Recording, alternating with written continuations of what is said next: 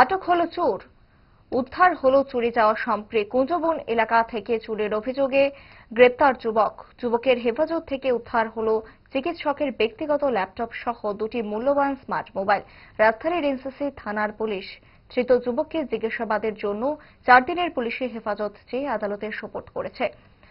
Police জানিয়েছে, আগরতলার GB হাসপাতালে একজন চিকিৎসকের ঘর থেকে মোবাইল ফোন ও ল্যাপটপ চুরির ঘটনা ঘটে গত 17 তারিখ। জিবি ফাঁড়িতে চুরির ঘটনা জানিয়ে লিখিত অভিযোগ দায়ের করা হয়েছিল সংশ্লিষ্ট চিকিৎসকের তরফে। অভিযোগ হাতে নিয়ে তদন্তে নেমে আটক করে কুঞ্জবন কোয়ার্টার চত্বর এলাকায় থাকা যুবককে।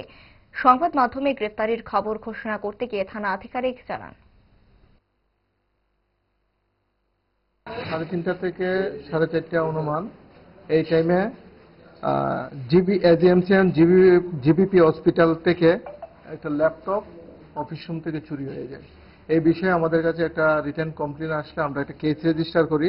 এনসিসিপিএস case number 60/2024 under section 329 clause 2 and 305 clause E BNS দ্বারা আমরা মামলা নেই এবং তদন্ত নেমে জিবি আউটপোস্টের এসআই সুপান দাস একজনকে আটক করতে সক্ষম হয়েছে এবং তার কাছ থেকে একটি ল্যাপটপ এবং দুটি অ্যান্ড্রয়েড মোবাইল সেট আমরা উদ্ধার করতে সক্ষম হয়েছি এবং তাকে অ্যারেস্ট করা হয়েছে। আজকে তাকে পুলিশ রিমান্ড চেয়ে আমরা আদালতে প্রেরণ করব।